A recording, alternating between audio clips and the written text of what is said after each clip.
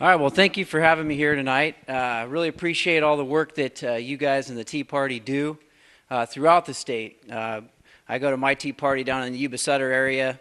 We actually have two Tea Parties. We have the Yuba Sutter Tea Party that meets in Marysville, and we have the Sutter Butte Tea Party that meets in Yuba City.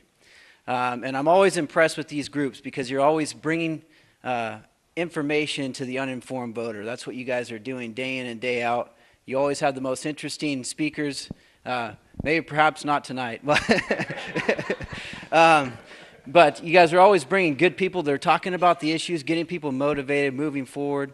One of my proudest moments on this campaign trail this far is when I was at the Olive Festival, and you guys had your Constitution test that you were doing at the booth, and I passed with flying colors. So I think I 100%. So thank you for the job that you guys are doing.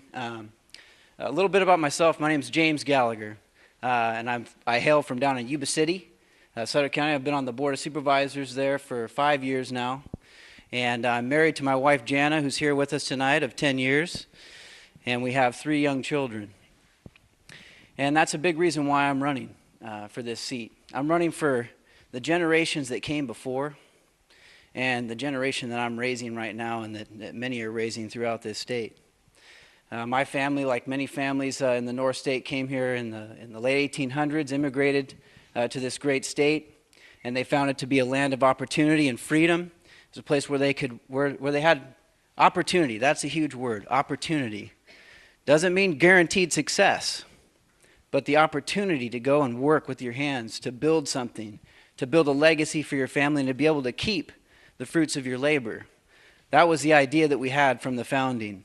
Right, and it was something that, like my ancestors who came from Ireland, did not have. Those kind of things were taken from them. Even though they worked for it, it went to somebody else, the king. Right? And we had experienced tyranny over all those many years. But the brilliance of our founders is that they found that men living in freedom do great things. And that this is the best form of government that there ever has been. But if we lose it, we will devolve back into tyranny. And I know you guys all know that. So like I said, but we're also doing this for the next generation because I fear that my kids will grow up in a California that doesn't have those opportunities. We're already there. I think a lot of you know that as well. In my professional life, I'm an agricultural attorney. I grew up on a farm similar to Ryan.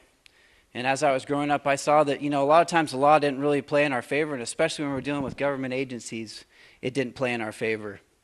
And so one of the things I wanted to do is learn the law and learn how to defend those people. And that's what I do on a day-to-day basis. Now, one of my proudest moments as an attorney is when I defended a farmer who went out and planted a field. That's all he did. And he went into the USDA office and he said, "Hey, I'm going to go plant these fields. This is what I'm planting this year." He said, I know there is wetlands in one of these fields, but this is the fields I'm going to plant. I won't be planting in this field.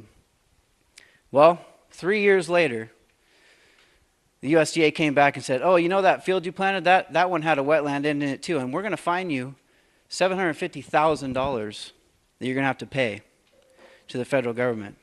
Now, we fought that case. We lost at the county level, and we finally went all the way up to the highest level of the National Appeals Division. We won. And we won for that farmer, but that should have never happened, that he should have to come and have to pay me and hire me to go do all that. That's the oppressive government that we're dealing with on a day-to-day basis.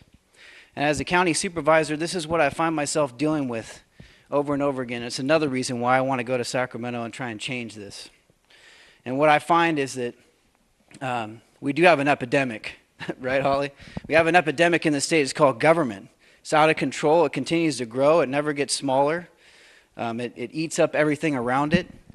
And we're dealing. And one of the biggest things that I find, because my county would deal with a lot with water, flood control issues, resource issues, is the growth of environmentalism.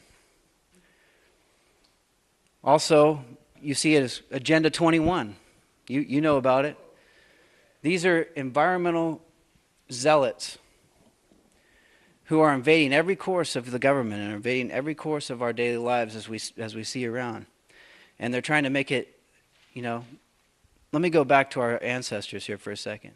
The people that came to this great state built a great legacy. They reclaimed the land from the swamp. They made it into the most productive agricultural heartland in the world.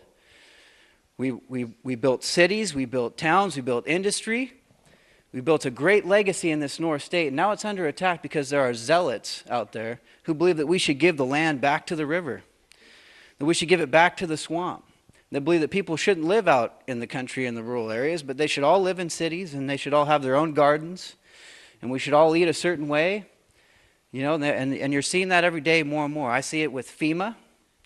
In my county, FEMA came in and remapped the county, the southern half, my district, into a FEMA flood zone. You know what that means? Well, it means crazy insurance rates that you can barely afford, in many cases can't afford, and it means that you cannot build any kind of infrastructure in those areas. Now, we're fighting back on that. I actually helped form a national coalition that's fighting back on these regulations right now. It's called the Agricultural Floodplain Management Alliance, and if you'd like to be a part of that, please go on the website and sign up. It's afmaalliance.com. And so, you know, we're fighting that battle. I see that battle all the time. I see it in the flood control. We want to build levees. And we're doing that now in Sutter County and Butte counties. But we see all these environmental groups coming in and saying, oh, you got to mitigate for every tree that goes down, for every elderberry bush, you know, that you might affect. This is taking away our liberties. It's taking away our industry. It's hurting our economy. And it has to stop. And that's why I want to go down there and continue to be a fighter for us. In Sutter County, I'm proud of my record. We instituted pension reform in Sutter County, which is one of the first counties to do so in this state. We need to do a heck of a lot more down in Sacramento because last I checked, our pension unfunded liability is $300 billion in this state when you look at the entire state and all local governments. You know, as I was talking to Terry earlier, Terry corrected me and told me what the real debt is right now in this state, $148 billion of debt that this state is going to have to find a way to crawl its way out of. We need to do something about that. We've got to get our fiscal house in order. We need to get something done on pensions and on health care. I mean, you're looking at health care right now. You think Obamacare is bad, but you know in this state, they passed legislation that made it even worse. A couple years ago, they actually did pass a law in California that required insurance companies to get rid of health care plans that did not meet the Affordable Care Act. So now in California, we have over 1 million policyholders who have lost their health insurance, more than any other state because of that legislation. We made it even worse, right? We have to fight back against that. This overreach of government is you know, it's affecting our very lives, our very health. And so I want to be an advocate for that as well. Another thing that I'm very passionate about is water. Water is the lifeblood of our North State. It powers our farms and ranches. It provides lifeblood for our cities, our towns, and it's ours. We developed those water rights with our own hard work and our own money. And you know what? That's our right, and we need to be able to keep it. And so what we need in this state are two things in order to have a good water policy. One, we have to build storage in this state. When we built Orville, there was 15 million people in this state. Now there's 38 million. That's the last time we built a major water project in this state. We absolutely have to build Sites Reservoir. It makes sense. Stop studying it again and studying it again. We know that that's the answer. We need to build Sites Reservoir, and we need constitutional protections for our water rights. I am tired of us every year in the legislature having to play this game with Southern California. Well, yeah, you have statutory water rights, but hey, if the public interest demands it, then maybe we can take it for the environment or we can take it for Southern California. We shouldn't have to play that game. If our rights are in the Constitution, they will be protected. So that's what we need to do on the waterfront. You know, so many issues that there are, and I do want to leave time just to answer your questions, get your input, and that's a big part of what I want to do is going around. It's never about one person, okay? It's about all of us coming together, working together, sharing information. I was talking to Terry earlier, you know, and he was giving me a lot of great information that I plan to use.